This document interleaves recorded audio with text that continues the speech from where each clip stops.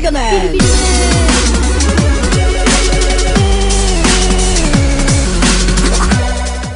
How's it going, everyone? This is me. I'm here with Arturo Sanchez. How's it going, man? Oh, what's up, man?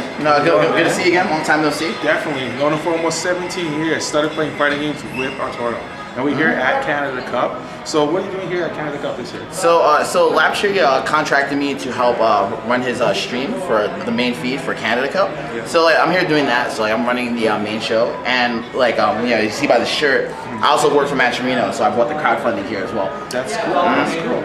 So you've been in the fighting game community for almost like 2 decades, more than 2 decades. I mean, if you consider when I first started playing, I started playing when Yi Air Kung Fu came out and Karate Champ. Those games came out in like 82 and 86. Damn. And then Street Fighter 1 came out in 87, but I didn't start actually going to tournaments until I was 16 years old. So if you want to count from then, that's 20 years. But you want to count when I first started playing casually, it's been over like 30. Yeah, basically, wow. It's a lot of history in there. So like, what was like your first like big blow up tournament? What was the first tournament you did where like that was, you know, when you're coming onto the scene and seeing the fighting community, gaming community for what it is? So the first tournament I found out about was at Chinatown Fair. My first tournament was me playing Marvel vs. Capcom 1, right? I was at Chinatown Fair, and like at that time, there was no, at that time the web wasn't really popular yet. I found out about it through news groups, All Games SF2. So I went there, and that was Henry's first tournament. He did not know I run a tournament back then. Actually, I won, Henry Sen. Shout out to Henry though, but his story's mad funny. I won the tournament coming out of losers, but Henry said I lost because I went to losers once. What? What? Yeah, exactly. It's all good now. Like I still give him shit for that to this day. But the first place prize was like a PS1. Oh wow. Yeah. So back then that was heavy. And then I got a Chinatown Fair shirt for second place, so I was a little sad. But so you won the tournament from losers bracket? yes, but he said I lost. He said I lost. That double elimination, you stay in the losers though. Yeah, basically. But after that, it was a good experience though. Like in spite of that, I found out a lot about the community and stuff. And at the time, they had a flyer there for East Coast Championships at Denellen. So that's when I was like, yo, I'm gonna go to ECC and see how I do. And then at that tournament, I got third, because I was playing Marvel vs. Capcom 1 mostly at the time. I got third that tournament at that time. And that's when I knew, second, technically first at my first tournament, and then third at a major tournament. That's when I knew that I should start going to more events. All right. So what was your first main rivalry in fighting games? Like everyone has that main rival. So who's your, I say NBC1, who's your NBC1 rival? Eddie Lee, for sure. He's a person that brought me into the scene. He taught me everything I knew, and I always wanted to beat him. And it took me years before I actually did. He's an NBC1 god? He's the best, for sure. So after NBC1, after the big blow up of that game, the new generation of fighters came out with Third Strike. No, not Third Strike, Alpha 3. They came out around the same time. Marvel 1, Alpha 3, Third Strike came out a year later, and then Marvel 2 came out a year after that. Okay. Oh yeah. So around Third Strike, Alpha 3, CBS 2 era. You really liked CBS 2, right? So I like CBS 1 more than CBS 2, but I did because CBS 1 came out 2000. CBS 2 came out 2001. So I did like CBS 1 a lot. I liked Alpha 3 a lot. Third Strike was okay, but I wasn't really crazy about it. But I was more addicted to the competition aspect of it. So at that point, I was like, hey, you know what? I might as well just branch out from Marvel and try other games. Because one of the reasons why I even played Marvel in the first place was because the controls in Street Fighter were too hard, and I sucked. And then afterward, after a couple of years of tournaments, I was like, I'm gonna start playing the other games. What's up? I was a lot like that too, personally. I was playing from X-Men and trying to play Third Strike. I'm like, oh, you can parry a thing. I died this auto combo. Oh my god. So did you already have that Evo tournaments before the Evo? So I was too young for B3. B3 I read about on the news groups and I saw it in the magazines. B4 I attended, and that was in 2000, and I attended B5. And then afterwards was EVO 2002 at UCLA. Oh wow. Damn. So what was it like going to leaving from your city where they got all your homies and your friends and stuff like that, go to a whole different part of the country, people from all around the world are showing up. What was that experience going into it? So it was pretty amazing. And then before I went to B4, I was already traveling to the Midwest and stuff. So one of the first events I traveled to was Midwest Championships, ran by Jason Wilson at Nickel City / Super Chess Games in Waukee, Illinois in 2000. So I'd already got a taste of what it was like playing West Coast players. And then at that time, I was addicted. I was like, screw it. I want to start going to West Coast. So it was a pretty surreal experience. At that time, I thought a 200-man tournament. I was like, oh my god, this is insane. That many people playing your favorite fighting game. Exactly. That's nuts. So when you started playing, when you started using the name NYC Furby, can you give me a bit of the history behind that name? So Watson actually gave me that name Furby, and like I think like around 2001 when Marvel 2 came out. Yeah. Because like you said, he was like, man, like he looks like a Furby, right? Right. So but then like I didn't really think of anything at the time. Like I always called myself Saban, right? Yeah. But then like when it came time for me to start social media, 10 years later, that's when I was like, okay, I'll just make it NYC Furby. Okay. So that's the history behind it. Okay. What was with the Saban? Like what did? Oh, because I'm a Final Fantasy 3 head. That was one of my favorite games of all time. FF6. Yeah, one of the best soundtracks. Yeah, and the whole opera scene. And plus, I really like Saban because he has Street Fighter moves in that game. Yeah, he can do Final Attack Buster in that one, right? Yep, Final Attack Buster with 360, but then it's the Bum Rush. Yeah. He has the Fireball, the Aura Bolts, etc. Final Fantasy, definitely a big fan of it. You playing the studio? I play like a little bit, but I haven't had a chance to play as much as I want to. Mostly because with that type of game, you need multiple PS4s. Set up. It's a real pain in the ass, and it's kind of like Gundam, but it's kind of like Gundam in that sense. That you need multiple setups, but I think the game is cool. Okay. So from that era, going on from the, I guess let's say like the second age of fighters, we call it, maybe third age of fighters with the MVC2s and all that stuff, and moving on to Street Fighter 4, you had a really big rivalry in that one. I believe it was against Daigo. A special video for you. I mean, tell me a little bit about that. How did that even start? So that was all done thanks to Don King Javits and Don King Gutex, right? Okay. They were trying to find ways to like blow it up, and at that time, Evo 2009, no one had really beat Daigo yet, like in any capacity, right? I was already out of the tournament at 9th place. I think I lost to Issei and Sanford, right? So afterwards it was this long lull, before top 8 of Street Fighter. So they had other games to play. So they set it up. So Javits and Gutex set it up with Issei. Shout out to Issei Suzuki, who is fluent in English and Japanese. And we set up like a Don King situation where I played him for $100, and it was going to be recorded and uploaded on Gutex's channel.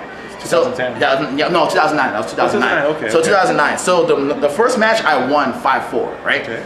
We ran it back next year in 2010. I lost 5-4. Wow. And then we ran it back again. The same year. I lost 5-4 again. Wow. But you know what? That's pretty damn close. Mm-hmm. Like he was like undefeated in the beginning of Vanilla Street Fighter 4, right? Yeah, he was undefeated. So like you were the first person taking games off him? I think I was the first person to beat him in a set. Mind you, I wasn't the first person to beat him in tournament. It was just like a exhibition set. Yeah. I think it was Mar. Was it the first one? It was either Mar or Sanford. Who's the Bison player? Jago. Yeah. Jago. Twisted Jago. Whatever happened to that guy? So he's a family man and he's on his health click. Like he lives like in New Jersey now, I think. Shout out to Jago. He's a cool dude. So now we're seeing Capcom move into this phase where they're doing a 30th anniversary, and they got an Alpha 3, the Hyper Nub, they got the Third Strike, and they got the ST Hyper Nub. Is any of those like events like surprising to you? Get you excited to want to like maybe pick up these older fighters and play again? It's not really surprising to me because from what I've noticed, like especially like in this era, we're in 2018 now. Yeah. Like some of the technology that's come out of the retro scene has been absolutely amazing. For example, just to give you an example, there's a market for these CPS2, which are arcade boards. Yeah. There's a market for these boards where you can actually retrofit them with with additional ROMs. You can actually load up a CPS2 with all the CPS2 ROMs and then play it on the board, and it'll be like the actual arcade experience, no emulation. Yeah. So and people would pay $500 for that, right? Yeah. And there was a market for it, which I'm sure Capcom knew, and then it's no surprise that people are paying that much money for an arcade board. They're going to spend $30 on a revival kit. I do remember people buying Super Guns just to get that legitimate arcade experience. Yeah. So it's no surprise that now. Yeah. I own a couple of Super Guns myself, and there's like a real retro craze going on, especially in New York. Like I'm surrounded by a bunch of speedrunners, retro game experts, RGB experts that do modding, repairing, all this stuff. So the fact that's happening is no surprise to me, and I'm pretty excited because now. People aren't gonna spend. Not everybody's gonna spend that much money to get a Super Gun and an arcade board. For $30 and Capcom supporting it, that's like a no-brainer. Yeah, and then of course, you do have the option to play on Fightcade, but I think it's a more open community. Not a lot of people know about that stuff. It's a more open community to play on your PS4. Yeah, the thing is, computer. The thing is with Fightcade, Fightcade is great. I really love what they did, and it took it past GGPO, which took it past Calera. Yeah, which took it past Calera, right? And it's great and everything, but obviously when you deal with emulators, you know, there's timing issues. People's PCs might not always be the same. It's not standardized hardware. So the fact that it came out like on PS4, and you know, while it might not, it's arcade perfect technically, although the timing might be slightly off from the actual arcade board. It's a pretty good compromise, I think. Yeah. So, is there any of the new generation fighters that you're really pushing to get yourself into like a winning position? Like you see you in the Capcom Pro Tour, see you up on the big stage, the Capcom Grand Finals. Like, is there any game that you see? So like I do play Street Fighter V a lot, of course, to try to keep myself relevant. Although like, you know, I've mostly fallen back to the production side of things. You know, of course, I work for a crowdfunding company. But that being said, you know, I do support all the fighters. You know, I'm a big fan. Street Fighter, you know, Dragon Ball FighterZ, even though I don't play it seriously, I think it's awesome to watch. I think Tekken is amazing as well. Like, what their seed is doing is really good. Recently, like, one of the side games I've been trying to play is Under Night In-Birth, EXE Late. I used to play it a lot, but the new version came out, and, like, I forgot about it because I've been so busy with work. But now I'm starting to play it again, and I think it's fun. Like, I think, like, the mainstream games are fine, and, like, you know, I'm starting to go back to Poverty Fighters again because they're pretty fun, and I think they're underplayed. We're very famous for the free channels, the free chat channels. I always remember talking in those. So now, if there's one game you could see a sequel to that hasn't seen a sequel in a long time, like, you know, the Alpha 4, CVS 3, you know, Fourth Strike, whatever, right? Or whatever. I think we already have a Street Fighter 3 sequel. But what would you like to see come back as a sequel? I want to see Garo 2. It's been too long. Last Blade 3? Last Blade 3, oh my God, it's been way too long. Like, the animation quality for that game has always been top notch, and people know how good the game is. It's just like, it's been so long since a sequel.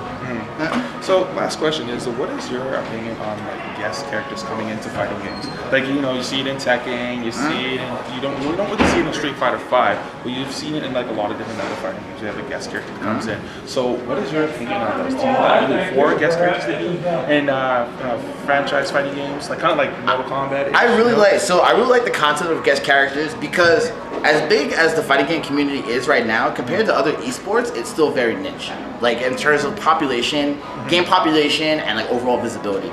So, you know, by them adding guest characters, like, you know, like for example, Final Fantasy with Noctis, or Ninja Turtles with Injustice, I think it opens to a new demographic that kind of knows about fighting games, but it's like in this nexus, like not really. And then it's like, oh shit, like, you know, Final Fantasies and Tekken, Ninja Turtles and Injustice. Wow, that's sick. I might check it out. I never played I've only played a little bit of Injustice. When I saw the Turtles, I'm like, I'm gonna have to try this. I'm gonna have to give it a fair shot because we got my boy Mikey in there. We got Donatello Leonardo.